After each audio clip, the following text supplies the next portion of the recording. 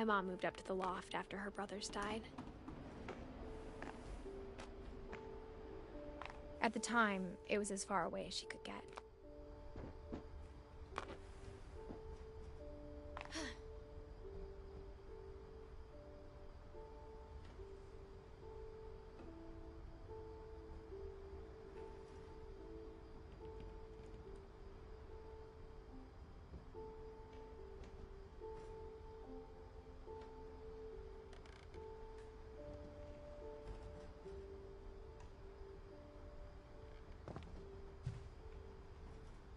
Religion was another thing my mom never talked about, but I think it helped her a lot after her dad died.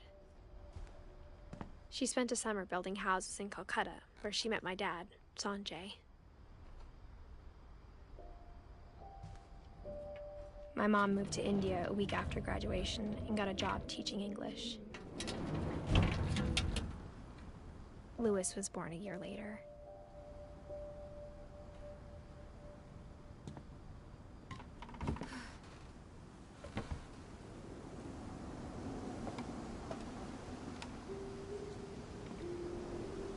When my dad died, I don't think Mom knew where else to go.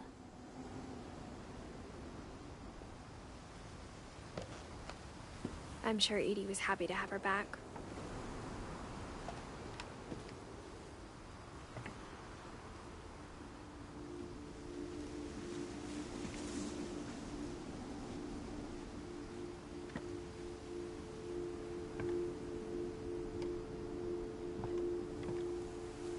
The house had to get a little bigger, but Edie was used to that.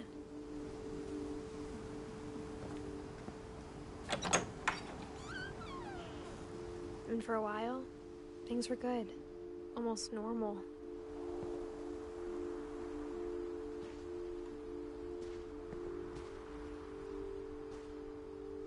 But it didn't last.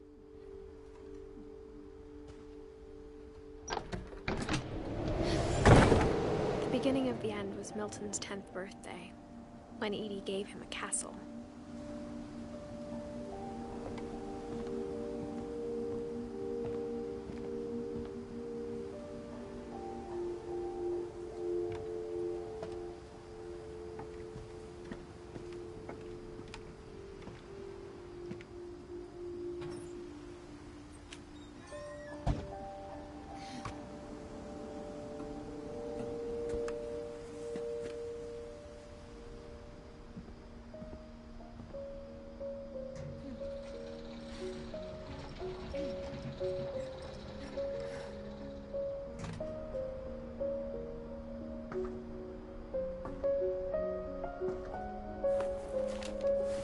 Milton Finch in The Magic Paintbrush.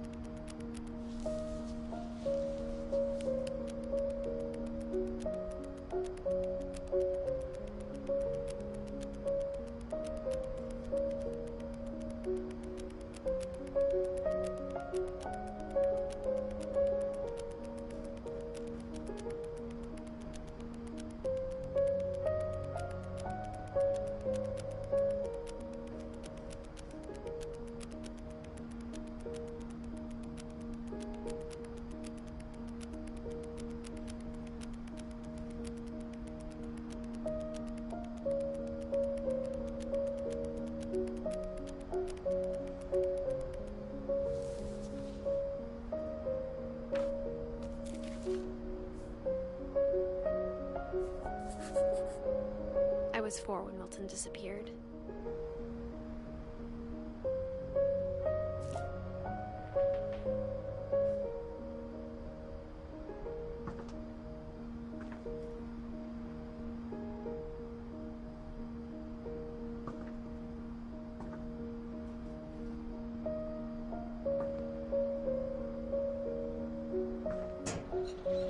Mom spent months searching for my brother. Then she sealed the doors.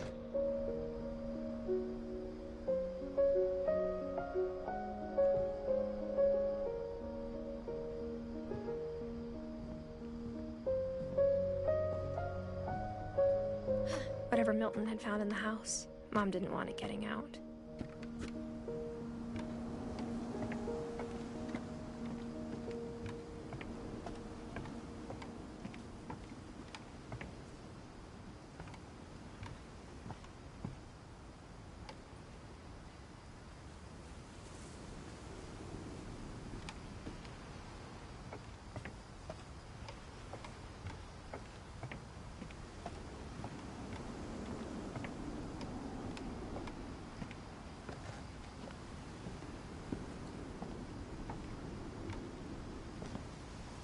Mom definitely blamed Edie, but I think Louis blamed himself. After he graduated, he just spent more and more time in his room, until Mom got him a job at the cannery.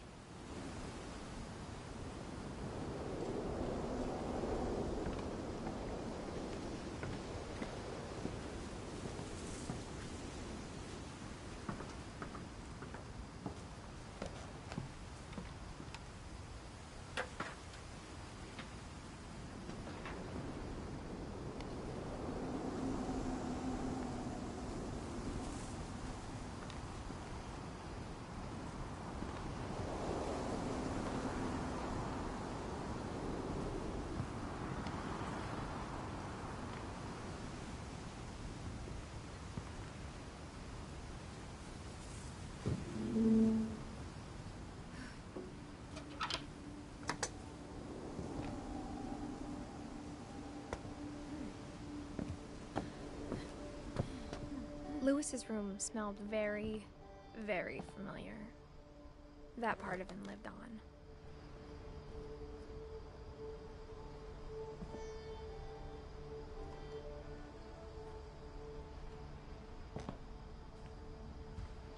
Louis and I spent a lot of time playing games together, but he was surprisingly bad at them. He died a lot.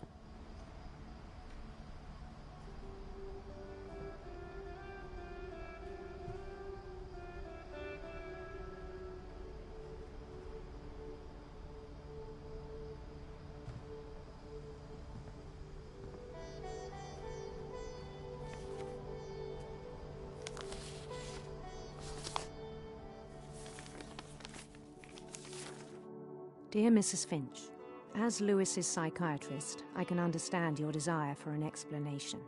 As I see it, the trouble began in January, shortly after we convinced your son to seek treatment for substance abuse.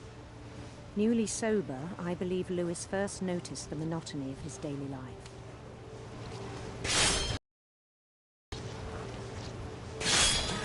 He kept working at the cannery, but he withdrew part of himself.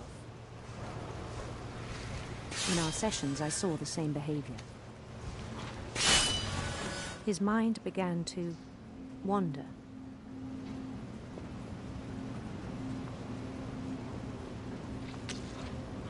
I asked him to describe it. He said he started small, imagining a labyrinth.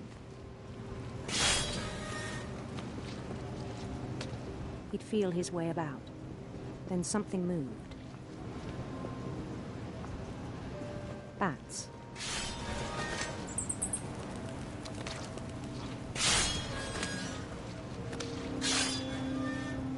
And toads.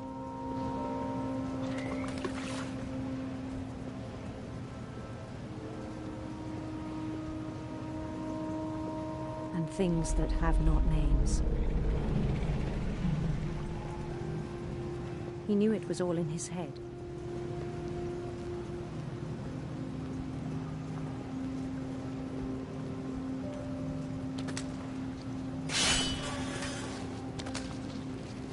But he took it very seriously. I had hoped he'd find himself.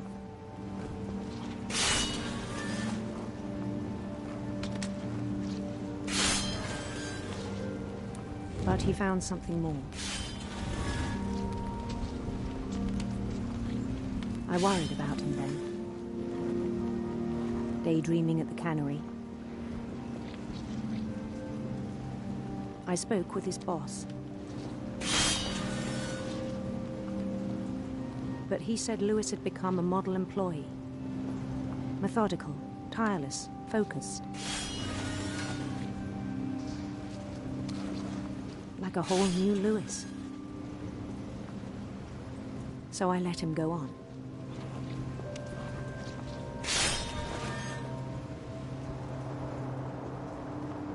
I even encouraged him.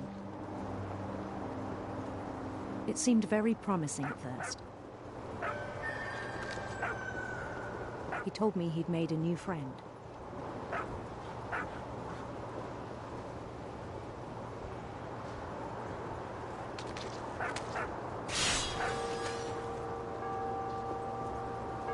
On the edge of a city he named Lewis Topia.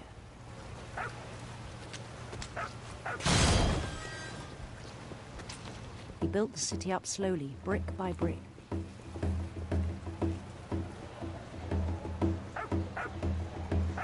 Then he made musicians.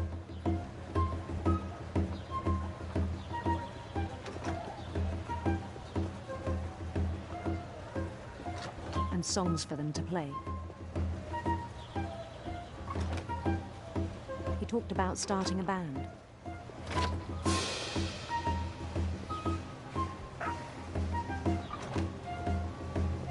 And he was always humming something. Every day his imagination grew stronger. He no longer spoke at the cannery. But his chopping was as reliable as ever. Then one day it struck him that all the cheering crowds, even the stones under his feet, were all in his imagination. So he could do whatever he wished.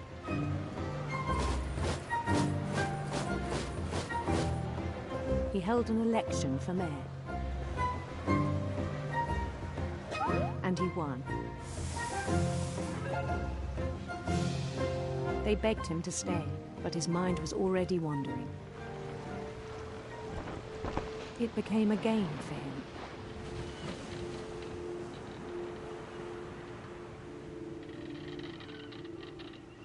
He'd conquer a city, then immediately push on.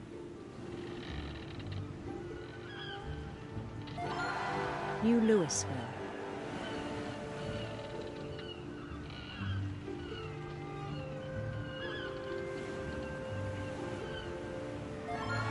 St. Louis.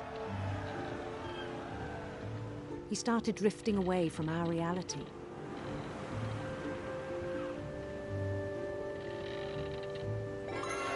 Minneapolis. Until one day he forgot to go home from the cannery. Even as his mother pleaded with him, part of Louis kept sailing on.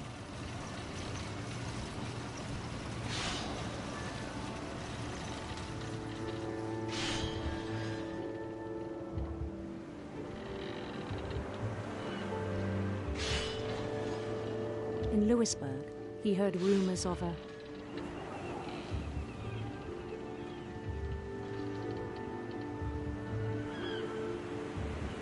beautiful prince.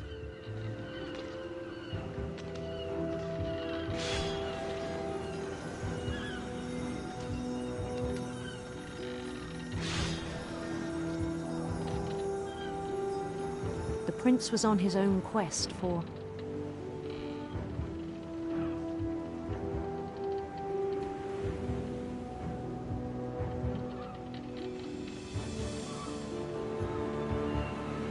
radiant rainbows.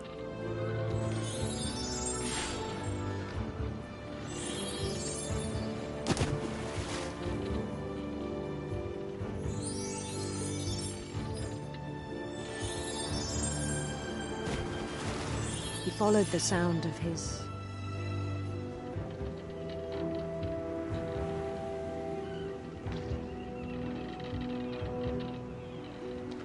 silver harp.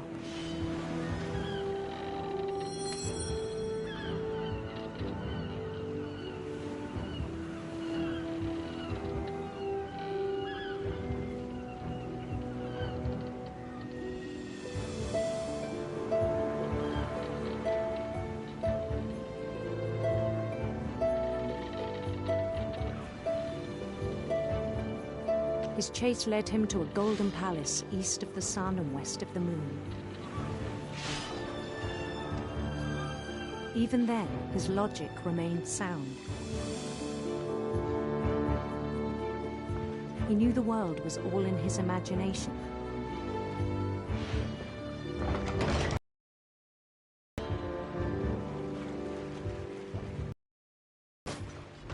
But he was so proud of having created it.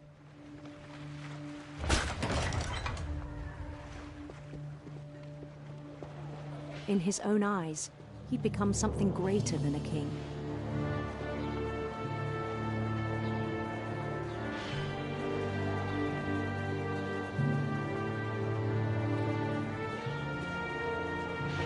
For someone who'd never known success in the real world, I think it was overwhelming. And then it struck him that the real Louis was not the one chopping salmon, but the one climbing the steps of a golden palace.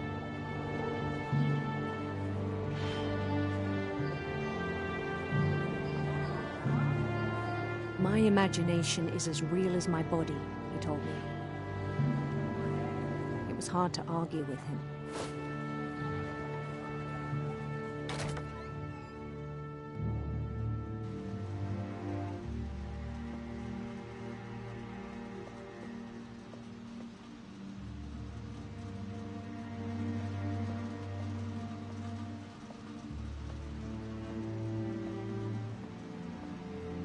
Began to forget the world we know.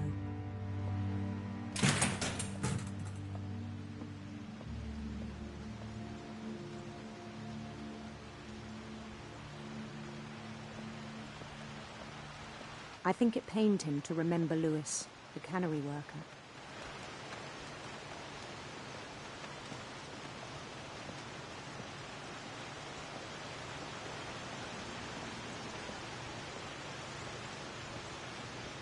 He began to despise the man with a royal contempt.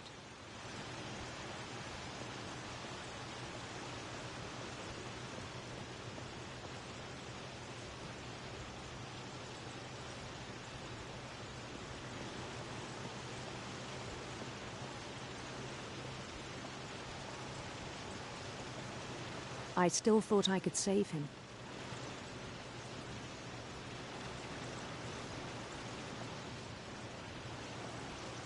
Even after he said he was being crowned king over all the lands of wonder.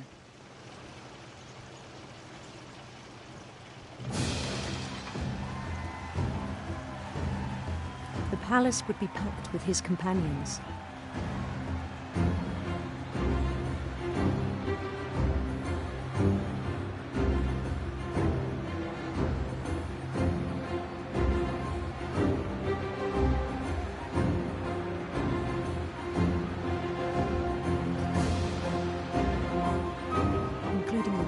Calico had insisted on advising him.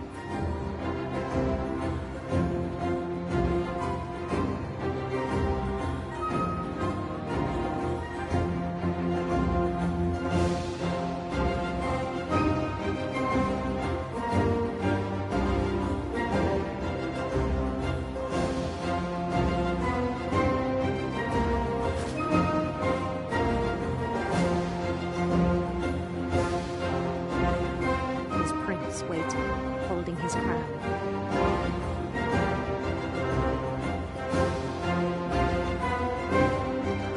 There was only one thing left to do.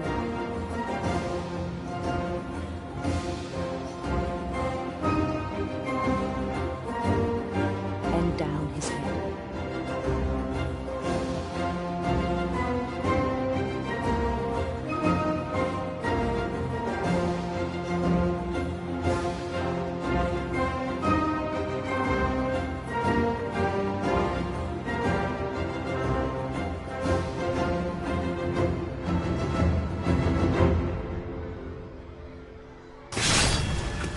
I think you know. Mrs. Finch, your son was a kind man who will be missed by all of us who knew him.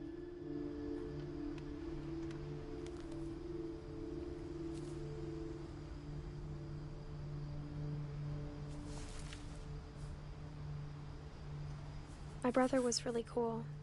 I wish you could have met him.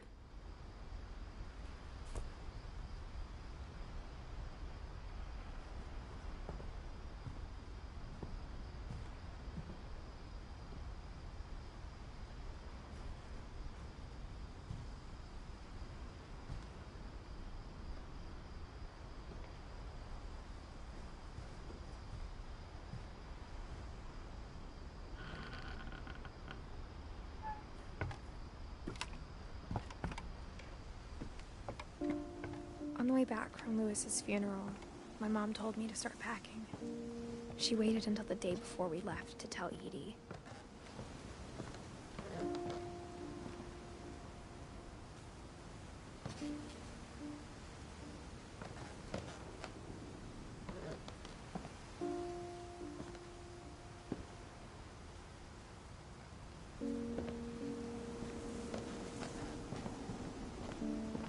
I'm not sure if she wanted to make it easier or harder.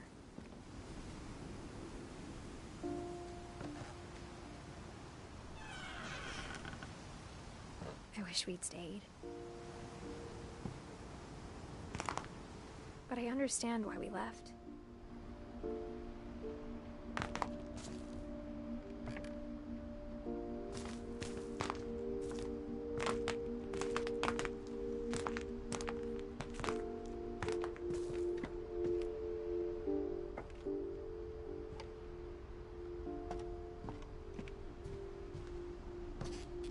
My mom ended up leaving everything behind.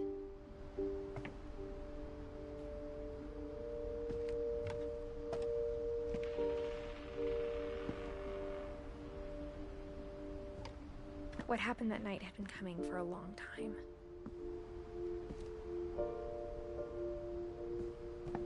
Maybe it should have come sooner.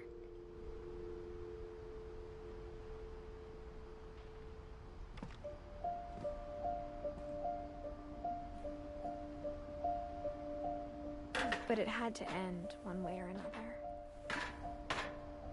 All that's left now was to tell you about that last night.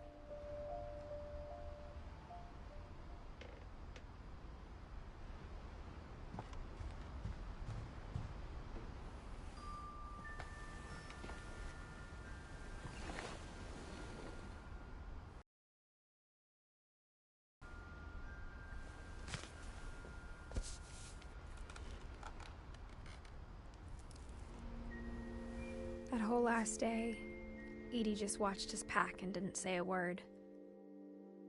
Until supper, when she raised her glass and said, "To our final night together, and all our final nights apart."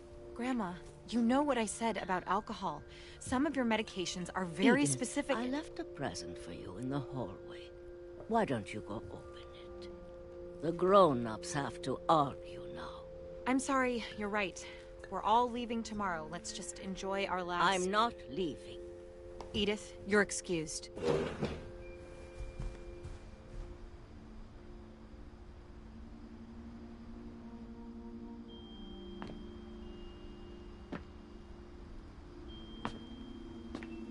The power had been shut off that morning, but Edie always had plenty of candles.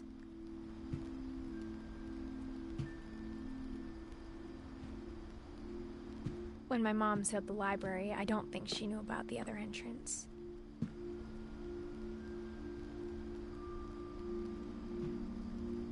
Or that Edie had a key to it.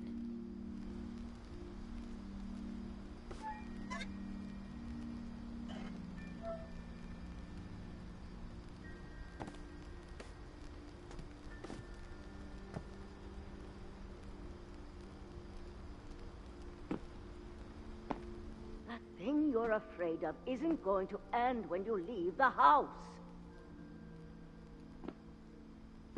Edith has a right to know these stories.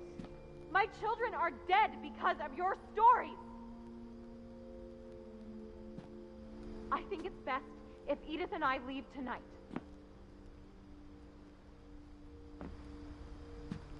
We'll have the nursing home send a van for you in the morning, okay?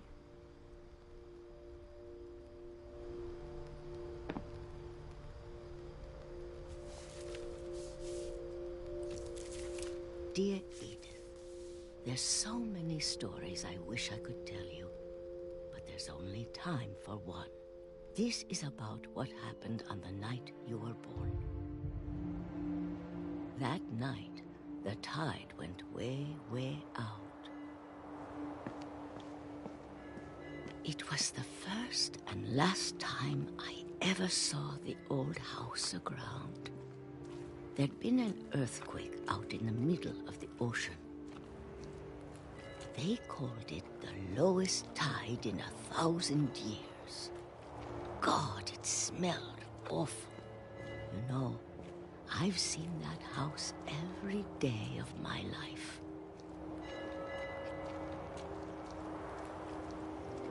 But I never thought I'd go back to it.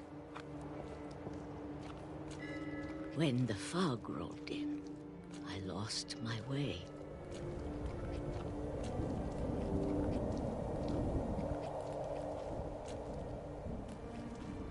I got turned around.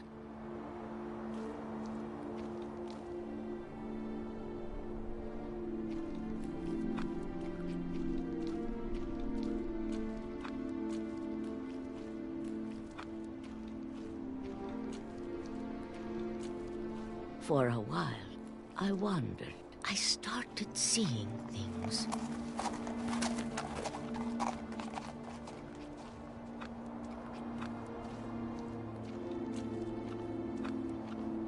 Things I'd forgotten had ever existed.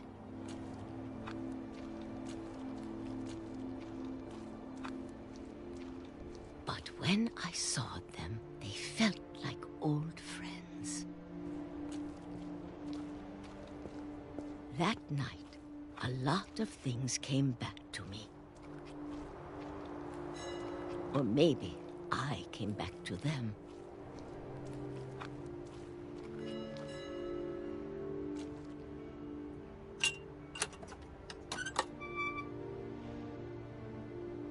Things I can't explain, but that I need you to try and... Edith, what are you doing in here? It's mine. Edith! Mom, you're gonna rip it! Let go! I kicked and screamed, but Mom dragged me to the car.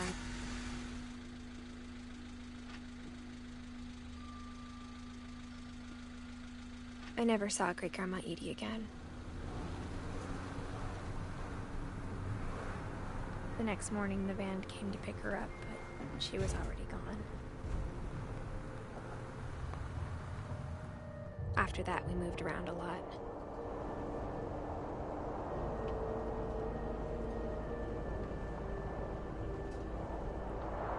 We both tried to make the best of it.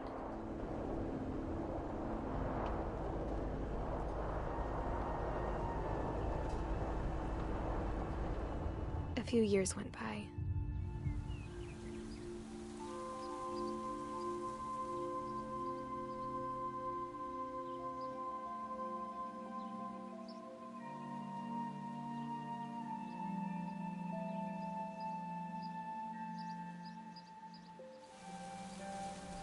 My mom didn't like to talk about it, but she started getting sick a lot. The rest happened pretty quickly.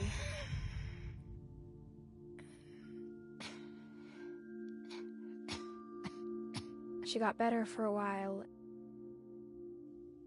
and then she didn't.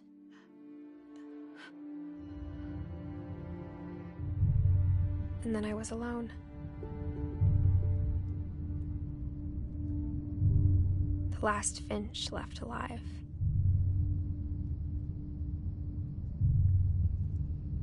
Until I found out about you. I'm still not sure what to tell you about all this.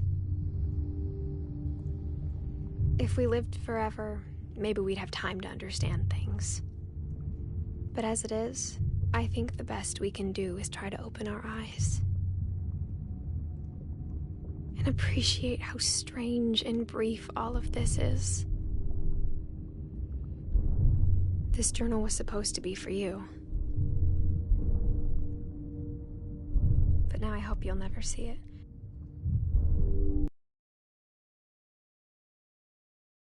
And tell you all these stories myself. But I guess if you're reading this now, things didn't work out that way.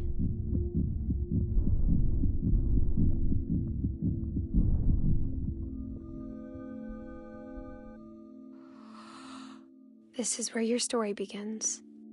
I'm sorry I won't be there to see it. It's a lot to ask, But I don't want you to be sad that I'm gone. I want you to be amazed that any of us ever had a chance to be here at all. Good luck.